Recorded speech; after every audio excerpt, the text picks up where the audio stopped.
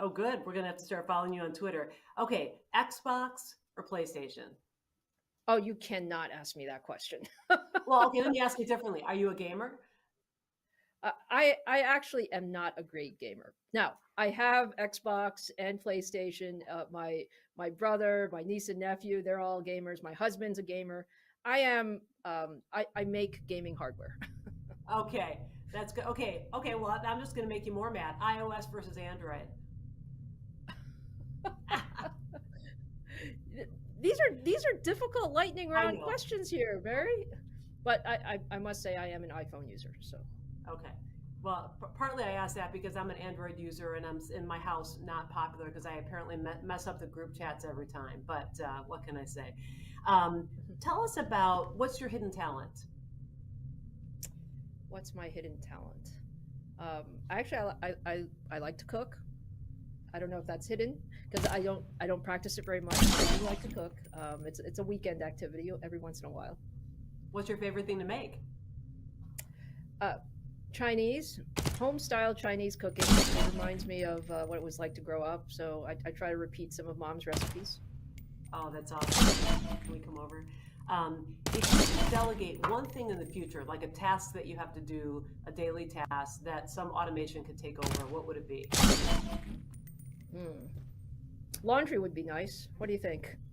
Laundry would be folding laundry in particular would be nice. Yes, yes.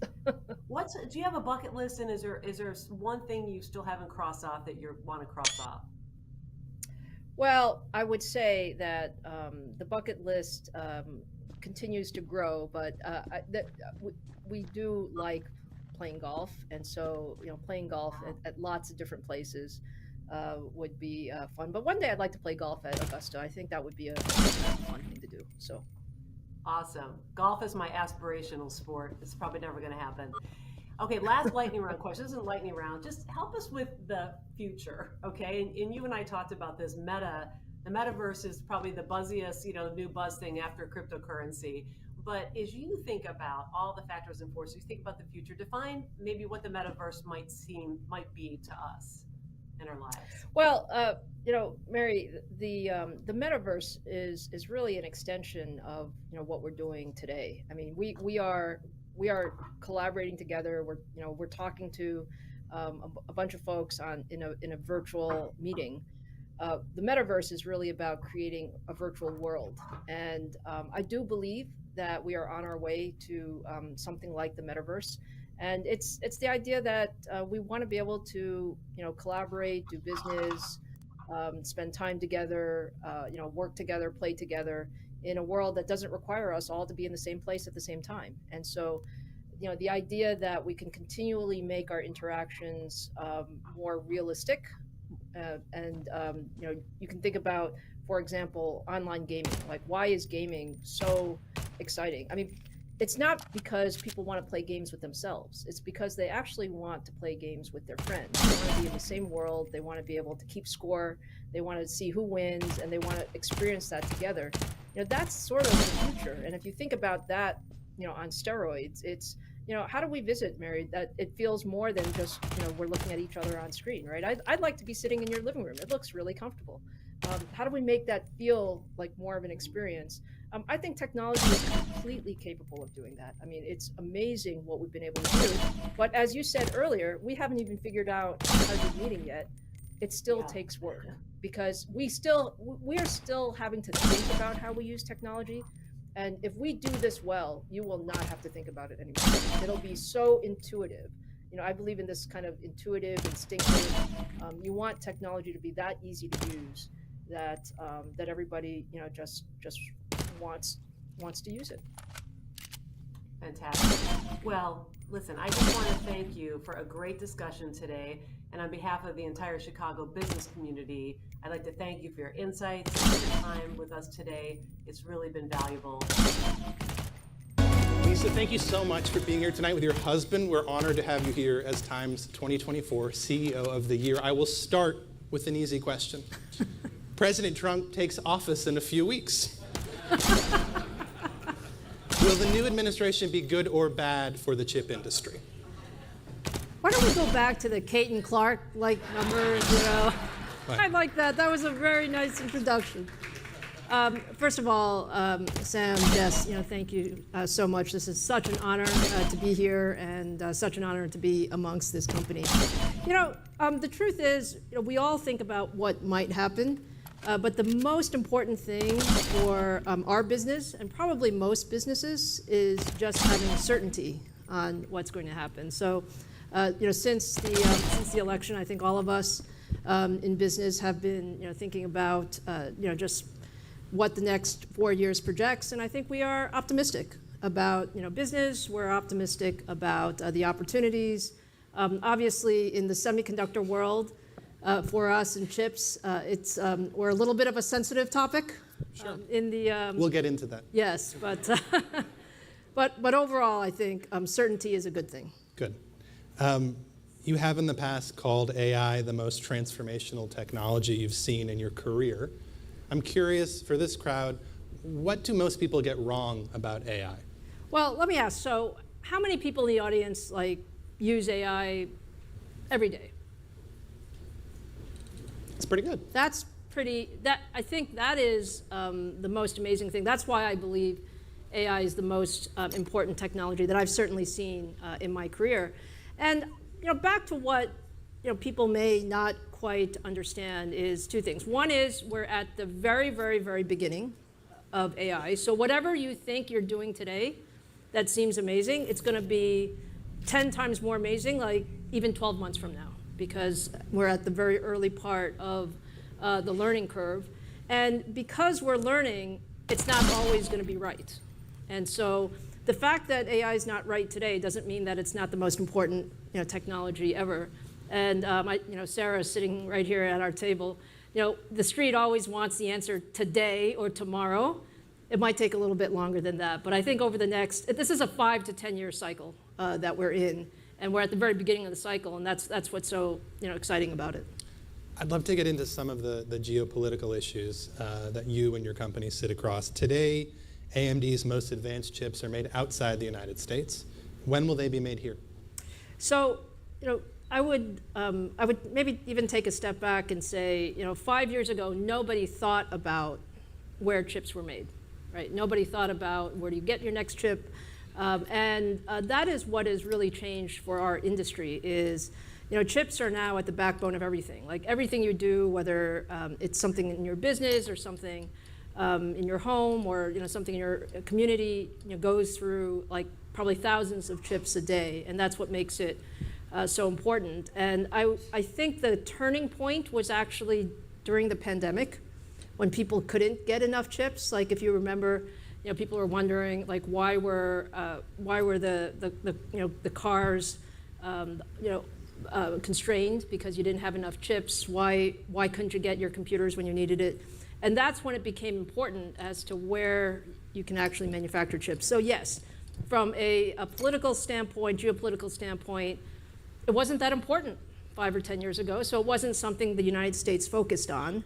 And since then, it's become super important. It's become, with the CHIPS Act and everything else. And actually, what that has done is it's put so much more investment into this area over the last few years. So, I think it will take us probably the next 5+ years to rebuild manufacturing in the United States, but it's going, and it's actually going faster than some might have thought. But to go back to my question, will you be able to make your most advanced chips in the United States? We will. And that will be in 5 years? I would say in the next 3 to 5 years, you'll start seeing the most advanced chips. We'll move that forward 3 years. I like that. Yes. Okay. Well, in Arizona right now, Arizona is the center of some of the most advanced chips in the country, and we're getting our first chips off the line, and they're looking quite good. You talked about being at the beginning of this cycle. There are some reports that AI is actually plateauing. Isn't that bad news for AMD? First of all, I don't agree with them. Why not? Because, again, this is the view of whenever we see technology cycles, they're actually arcs. So, you get a new innovation, and it takes you so far, and then you need the next new innovation, and it takes you the next 5+ years, and then you see the next. And I think we're just at the initial waves of AI. So today, what people want is larger and larger computers. Like you talk about supercomputers, we just had, every 6 months they talk about, they rank actually the fastest supercomputers, and we just had a couple of supercomputers that were just built.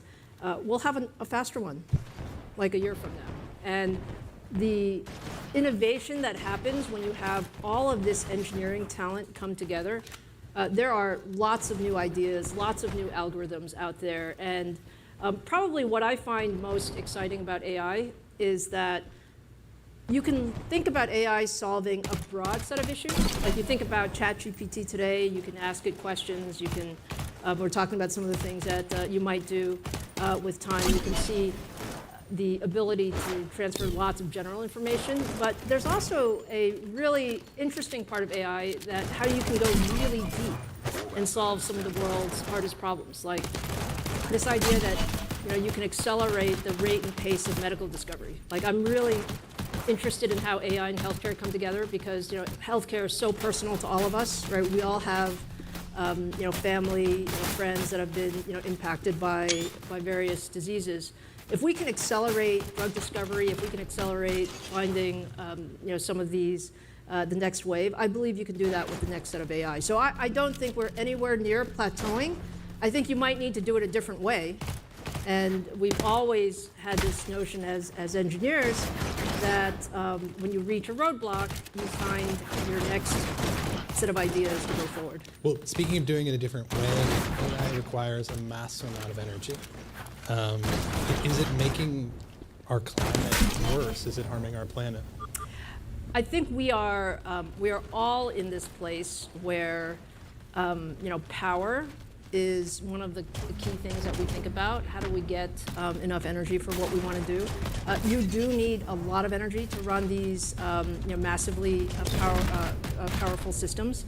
I think AI can also help us conserve actually energy in the sense that it'll help us solve problems in a different way so that you won't have to necessarily take as long. Like one of the most interesting parts of AI is it should be able to, kind of help us get to the answer. Some problems that might have taken months or even years to simulate. Like if you think about some of the latest drug discoveries and how long things take, you can imagine a time when that might be done in days or weeks. And so that's how you see the trade-off between energy and more computing power. China just opened an antitrust investigation into NVIDIA. Are you worried that a geopolitical fight between China and the U.S. will harm your business? So there's a lot of discussion about 1 minute remaining. The U.S. and China and what that means. Clearly, chips have become something that are so important from a national security standpoint, and we recognize that. There are some chips, for example, that are so special that we can't ship to China, that we can't ship to certain other restricted countries.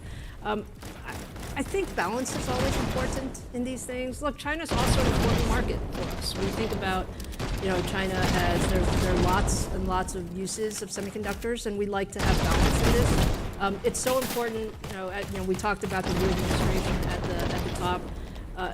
What's really important is for there to be a good dialogue between sort of the public sector and the private sector. I think there's a lot of partnerships that are necessary. That's true in most industries. That's certainly very true in our industry. And the key is that we want to have the ability to protect national security while also ensuring that we have access to the Chinese market.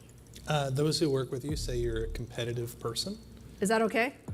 It's fantastic. Is there a day when AMD will be bigger than NVIDIA?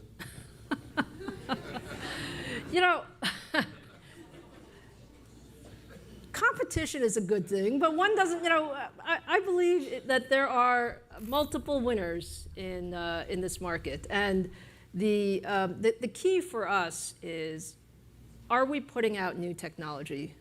Are we putting out technology that is changing the world? Are we helping solve some of the world's most important problems? Those are really, really important. And at the end of the day, you know, who's bigger, who's smaller, we'll see. We'll see how that plays out.